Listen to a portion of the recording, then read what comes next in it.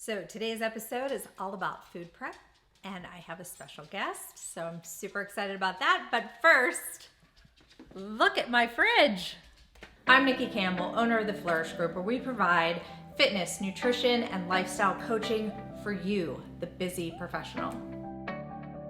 Hi, I'm Nikki Campbell, owner of the Flourish Group, and today we are talking meal planning and prep, and I have a special guest with me, my very good friend and pastry chef, Erika Bruce. And Erika's joining me to talk about her approach to meal planning and prep. So how do you feel about planning and preparing your meals?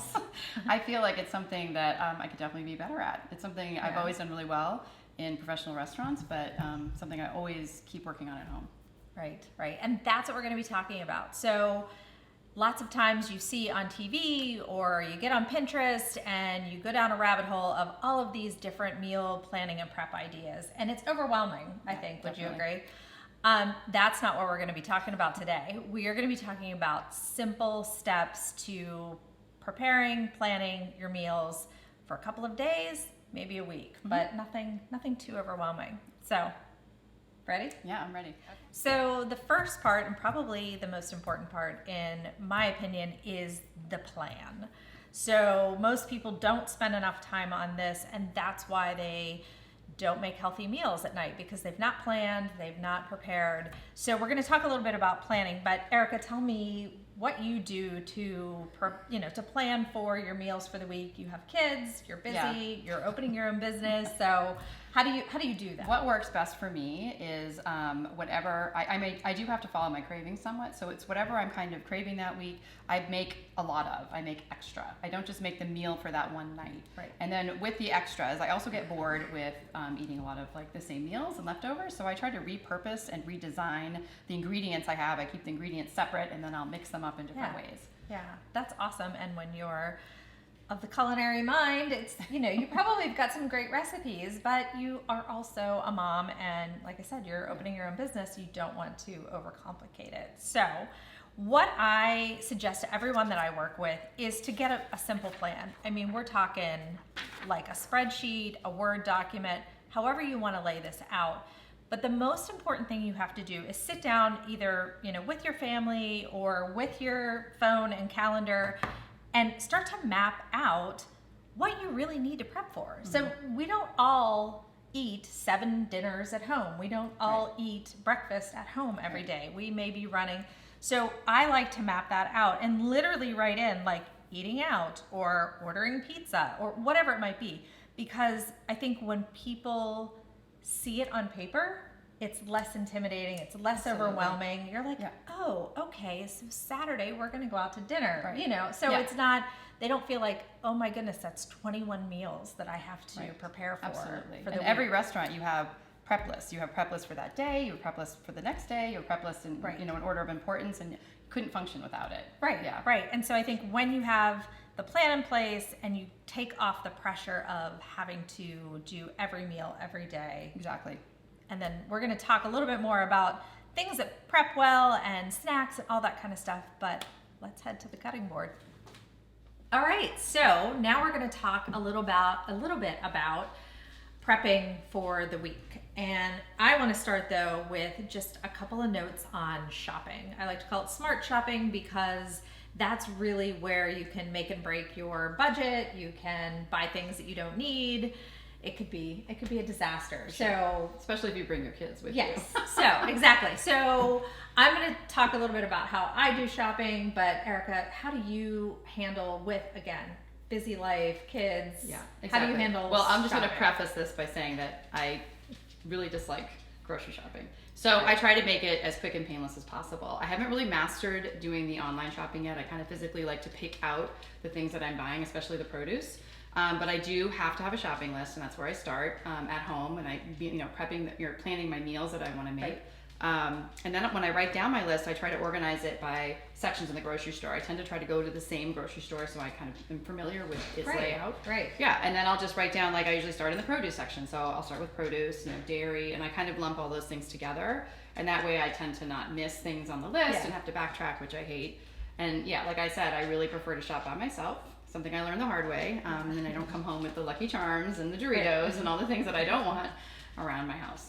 Right. No, that's smart. So for me, I'm a little less concerned about being there in person as I am about kind of getting it done as efficiently as possible. So I try to outsource as much as I can. So Instacart is like my best friend, but there's Shipt, there's pickup, curbside pickup, however that might work in various grocery stores. But I try to do that because I feel like I, again, spend less because I'm only picking on the app what I need, but I'm also getting exactly what I need. I can refer back to my list. I can go look at my recipes. I can say, oh, okay, no, I don't. I need that. Sometimes I'm in the store and I completely forget what we have at home. So for me, that's a well worth it expense, for me. So we've talked about, being really prepared, whether you're in person or ordering at home, following what your meal plan is for that week when you shop. And one just quick note on shopping, and as somebody who's in the nutrition world, there's a lot of, everything has to be homemade, or there's the perception that when you do meal planning and prep, everything has to be homemade. And I am here to absolutely tell you that it does not need to be homemade. I rely on a lot of convenience foods, canned food, pre-chopped vegetables, that type of thing. The only caveat is read the label. So, most of the stuff that I buy that's in a can, it literally is just that bean, that vegetable, whatever it might be, no added, sauces or, too much sodium, that type of thing. But there's no shame in that. And so I really want to impart that on people, is that when you're talking about meal planning and preparing your meals ahead of time, I would never cook black beans. Maybe they're much better when they're cooked, from dry status. But for me, being able to do that on the fly, absolutely, and during especially the week, when you have kids, right? I mean, we have like taco or burrito night, at least once a week. So no shame in the convenience food game. And then the last thing is, and to your point about going and shopping, in person, is to try to shop local. So the closer you get to buying where your food is produced, the better quality it's going to be. And it doesn't even have to be organic. If you buy from a local farmer's market, it has been farmed and packaged, a couple of miles away. Right. So it just cuts down on the transportation time and the processing, and it's just fresher. And it stays fresher longer, I've noticed. It does. Which is fabulous. Isn't that weird? Especially lettuces and things like that, where I seem to buy them in the grocery store and you get them home. It happens to me with the raspberries. Like, they'll be moldy before I even get them into my refrigerator. And I'm like, oh. So shop local as much as you can. So that's a couple of tips on smart shopping, and now we're going to talk about how to prep, what to prep. Don't get overwhelmed. It's going to be super simple. So we're back. Put our aprons on, so we're official. Nice. This is we're ready. 412 shout out where we met. That's right. So we're going to get into what I like to call swift prep, because I'm not the person who's spending 5 hours, 6 hours on a Sunday in the kitchen prepping meals for the next week, month, whatever. I give myself 2 hours. So I give myself 2 hours to basically accomplish what I don't want to do on weeknights. So I call it prep what you hate. That's very smart.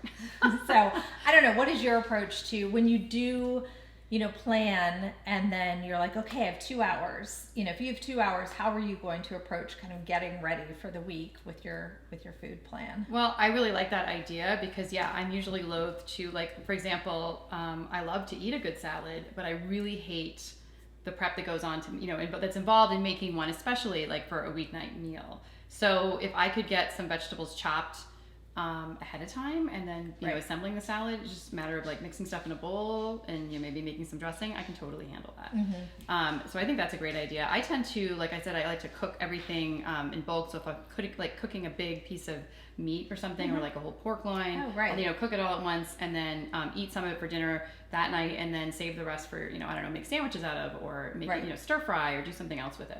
Right. Repurposing. Okay. And that's the perfect amount of prep to do in that time period, because truly after a couple of hours, I mean, you're just getting sick of it, and you're it's just a waste of time at that, especially on the weekends when, again, you're trying to spend time with your family Right. or do other things around Right. the house.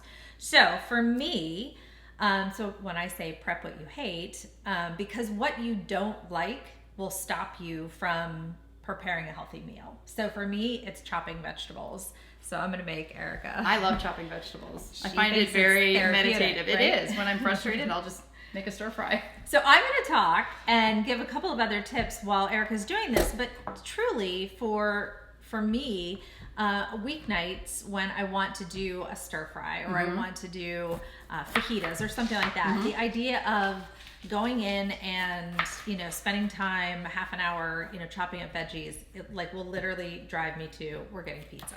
So chopping veggies, but maybe for you, it might be marinating meat. You know, if you've got meat taken out and you didn't do anything with it, you don't have a spice to put on it, Right. then you're like, "Ugh, I don't, you know, the creativity wanes during the week. So Right. it might be that. It might be making pasta or some grains or things like that. So just find what you don't like on a weeknight and devote 2 hours to kind of getting that in order. So when you open up the fridge, it's there. You can pull it out and do Right. what you need to do with it. A couple of other things, and I would love for your thoughts on what I find holds well for a couple of days, up to a week. So again, fresh veggies. Those, you know, you can put them in containers and they're going to be fine throughout the week. Shredded chicken is one of my favorite things to do. Oh, yeah. So in an Instant Pot or a crock pot, we'll let that simmer all day. It holds well for the week. You can add things to it, different sauces, things like that. Hard-boiled eggs. Oh, yeah. We eat so many eggs in this house, not only just for breakfast, but I'll make egg salad. I'll put the eggs on a regular salad. It really, to me, having eggs pre-cooked is like such a time saver when especially when I'm standing in front of the refrigerator and I want a snack and I'm like, Absolutely. what do I want? Is it a bag of, you know, chips or, you know, handful of chips, or I can, you know, there's hard-boiled eggs in there, and I love eggs. So we go through a lot of eggs. We pre-cook bacon. Do you pre-cook bacon? I do. Yeah. Actually, yeah. I bake it. I do too. Yeah. It's the Look at best us. way. Look at us. It's easy because you Yeah, it's there's really no easy. cleanup. Right. There's no No like splatter. splattering and Yeah, all nope. that kind of stuff. I'm getting very Italian with my hands right now. So I bake bacon ahead of time because then my son will make it with egg sandwich in the morning, that kind of thing. So these things are very easy to do, and within that 2 to 3 hour time frame. So you Right. can boil the eggs, you can bake Yes. the bacon, and while those things are happening, you can chop the veggies. So to Right. me, it's about multitasking in a way that kind of gets it all Yeah, done, absolutely. in that time frame without kind of overwhelming. So those are my tips. What about you? What do you do to make them, you know? I think those are great tips, and I love the hard-boiled egg thing because, again, my son will always, like, it'll be like a school morning, and he'll be like, oh, I want hard-boiled egg. I'm like, how about scrambled? He's like, no, I want hard-boiled. I'm like, okay, I don't have time to make you a hard-boiled egg. So those are a great thing to have in the fridge. Right. And again, it's a great addition to a salad. Crumble up a little bacon. Yeah. So those are great tips.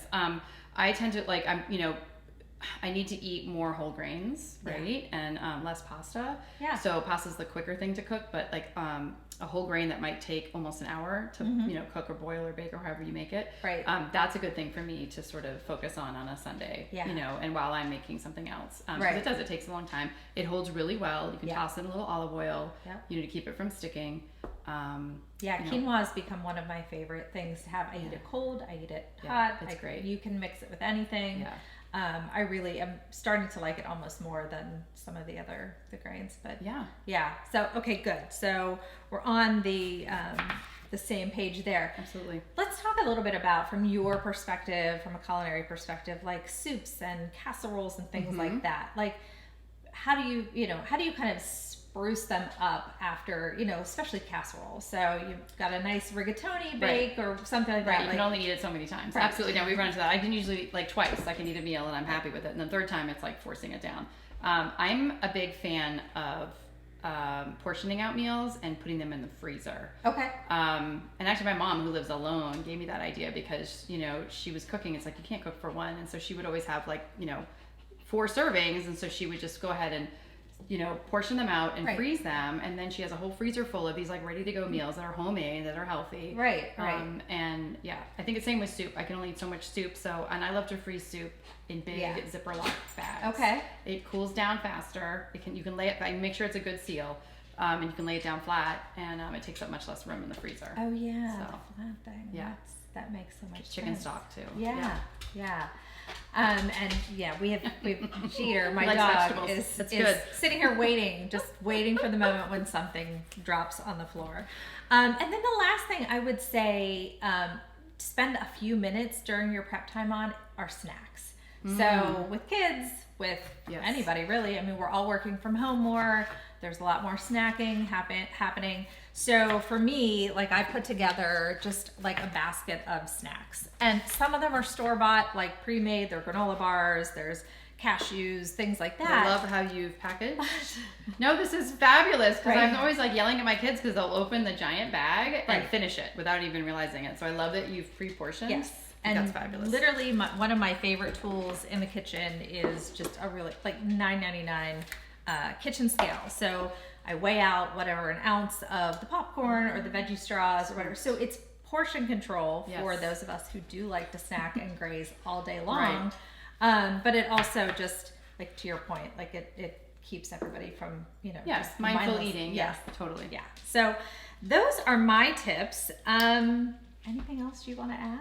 I think these are all wonderful tips. I think I'm going to start changing the way I prep at home as Yeah. well, because I tend to not want to work on the weekends. Right. So, yeah, I think I'll start to, and you know, dedicate a little bit of time, not too much, just the 2 hours, and you know, see how that affects, you know, my eating for the week. Yeah. I think you'll really like to see, you know, you'll like the results because you'll feel just a lot less stressed out on weeknights. Yeah. Because that's a when- good thing. Yeah. Yeah, exactly. So those are our tips. We have a guide for you to download, so I'll post a link to that. But would love to hear your thoughts on this, your questions. You know how to get a hold of me. Thank you, Erica. Thank you for having me. This was fabulous. I know, this is a was lot so of much fun.